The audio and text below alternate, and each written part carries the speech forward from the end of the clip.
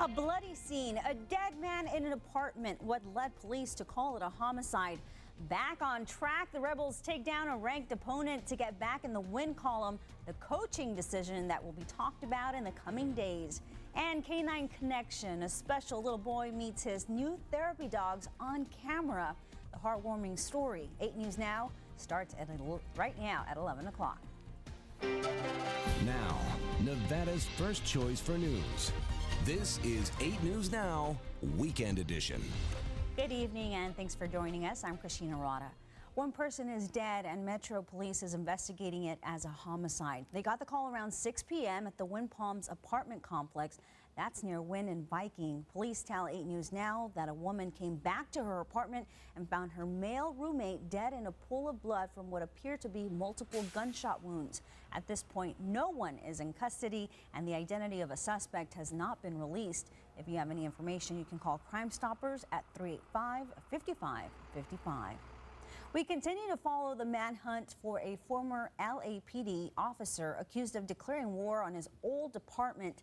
Now we learn that the LAPD plans to reopen the investigation that essentially got Christopher Dorner fired. Dorner claims he was let go after reporting excessive force by a fellow officer. And now Border Patrol agents have started intensive searches at the U.S.-Mexico border. Edward Lawrence reports from L.A. California authorities say the search for fired Los Angeles cop Christopher Dorner is the most significant manhunt in the state's history.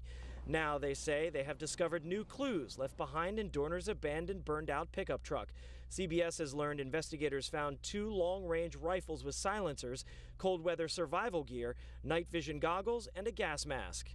Dorner is accused of ambushing and killing 3 people over the past week. He said in a rambling online manifesto he is out for revenge over his 2008 firing from the LAPD. LA's police chief told CBS affiliate KCBS in an exclusive interview he's reopening the investigation into Dorner's dismissal. I'm not doing this to appease him. I'm doing this so that the community has faith in what the police department does. An FBI profiler says she doesn't believe 5 years after the fact that Dorner has snapped. I think that this was a long time in planning, and I believe that he fantasized about doing this for a very long period of time. Police went door to door near the remote but popular Big Bear Resort Saturday in the shadow of skiers and families enjoying a weekend of fun. I guess it's kind of scary, but I think that the cops know what they're doing. The LAPD also added extra manpower on the Grammys, a larger police presence to guard the safety of celebrities and members of its own ranks. You can't let your guard down. No, we're not letting our guard down. This is a very, very dangerous man. A man trained by the very department he's turned against. Edward Lawrence for CBS News, Los Angeles. Police are on edge after several false sightings triggered big responses. In one case, officers opened fire on this truck, wounding 2 women delivering newspapers. Today, 6 officers involved in that shooting were placed on administrative leave, and the department announced that they'll give the women, a new truck. Local police are on edge as well. They're taking added precautions to keep safe, especially since Dorner owned a house right here in Las Vegas. Metro Police will be riding in pairs until further notice. They say they're not taking any chances, especially when it comes to someone as highly trained and dangerous as Dorner. When you have something of this nature, someone who's highly trained, highly capable, having been a police officer in the past, having had prior military experience, who's made threats that you've all read about in the manifesto, we take this very seriously.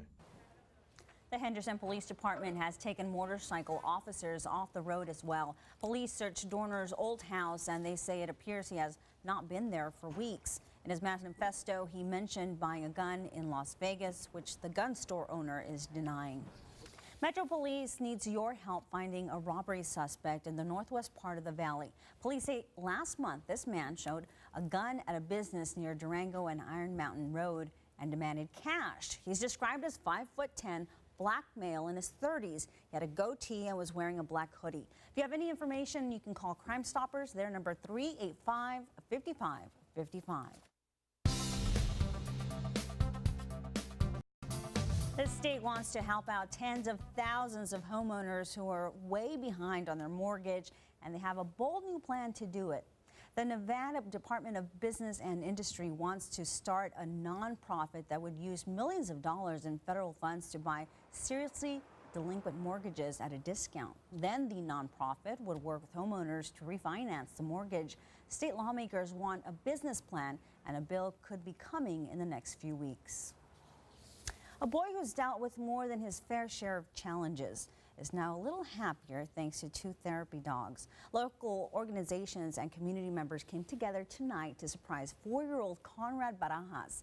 8 News Now reporter Cassandra Garcia visited with the family, and she has more. Cassandra. Well, Conrad and his family have been through so much emotionally and financially, and now just in time for Conrad's 5th birthday, he was given the gift of 2 pups that will have a huge impact on his life. When we first met 4-year-old Conrad Barajas, he had no idea 2 therapy dogs would soon greet him right at his doorstep.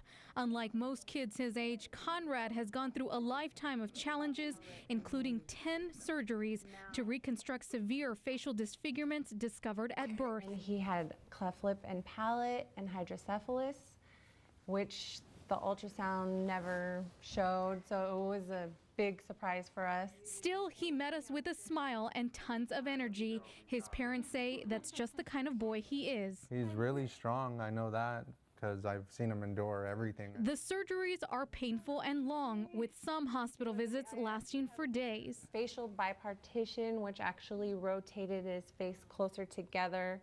The cleft was so wide, they call it a tessier, and it went all the way up into his forehead. So they had to actually put a plate on his forehead. During one hospital stay, the family came across a therapy dog that helped keep Conrad's mind off the pain, which leads us back to this surprise. After our interview wrapped up, we asked Conrad to head to his front door.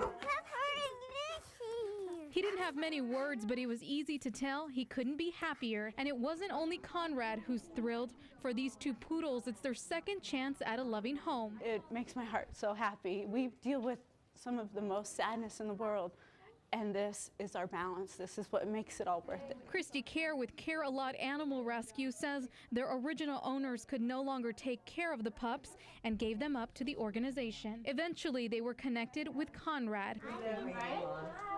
The Barajas are now a family of 5 with 2 4-legged companions that will be able to comfort them in the struggles that lie ahead. Now, Care A Lot Animal Rescue actually waived the adoption fee for the family. They're also getting a lifetime boarding with Las Vegas Dog Resort free of charge. The Pink Poodle Parlor donated free grooming for life, and an anonymous donor is giving the family a year's supply of dog food. So many people helping out with this family. This is great to see. What a touching story, Cassandra. Thank you for bringing us that. That's wonderful. The Running Rebels may have gotten their biggest win of the season tonight. UNLV took down 15th ranked New Mexico at the Thomas and Mack. It comes after 2 surprising losses to Boise State and Fresno State. And coming up later in sports, Scott Bemis will show us how the Rebels did it. Shots fired on a crowded street. 3 people injured while partying in Mardi Gras. Why police are confused about who opened fire. Plus, a teenage girl remembered as the First Lady pays her respects. What friends and family are doing to try and break the cycle of violence.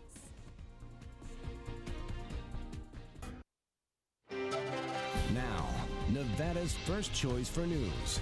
This is 8 News Now, Weekend Edition. A scary scene tonight in New Orleans. Police there say 3 people were shot and wounded on a crowded Bourbon Street during a Mardi Gras party. 2 men and a woman were shot just before 9:30 local time. A police spokesman says 1 person is in critical condition, the other 2 in stable condition. So far, there's no one in custody and no motive for the shooting. President Obama is preparing for Tuesday's State of the Union address. A special guest is expected to be there.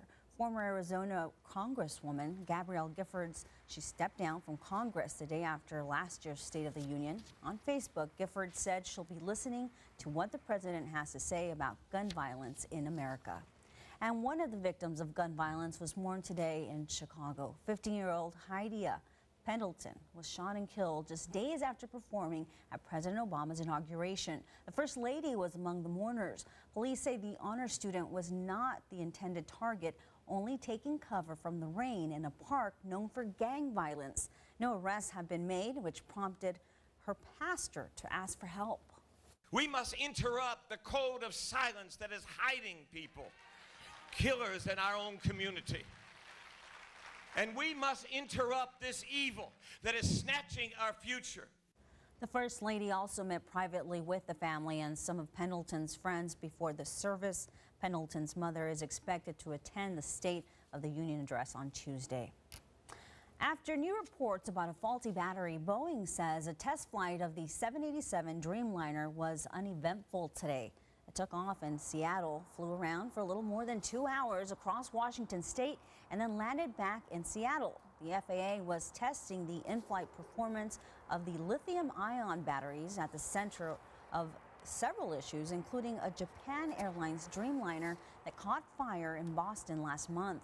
The entire fleet of 787s has since been grounded. It looks like a bit of Las Vegas is going to Spain. The Las Vegas Sands Company and officials in Madrid will break ground in the town of Alcorcón for a multi-billion-dollar project called Euro Vegas. The entire project is supposed to be 12 hotels and 6 casinos. Work is slated to start at the end of the year and will be built in phases over the next 10 years. The Las Vegas Sands Company says as many as 80,000 jobs could be coming over the next 4 years. This project has enormous economic implications, enormous employment opportunities, and will have particularly provide some excitement and some positive attitude and investment for others as well.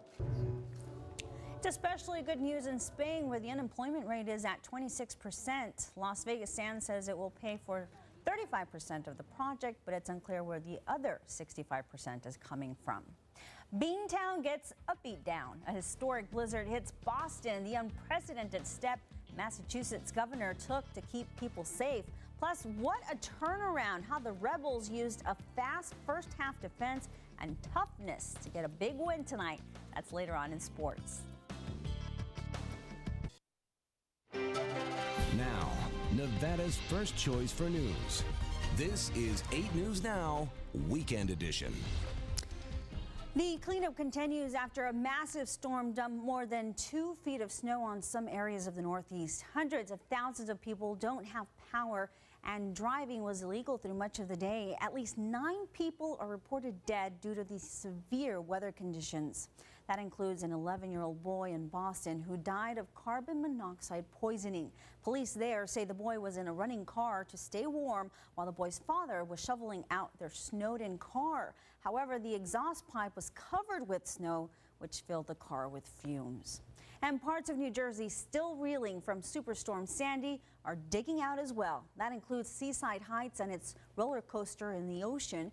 And on Long Island, people had to be rescued from cars left frozen in place in the middle of the road. One firefighter said it was like nothing he'd ever seen before. For them, it was a very traumatic experience throughout the night. Some of them lost cell phone, had no contact, ran out of gas, and they were very frightened.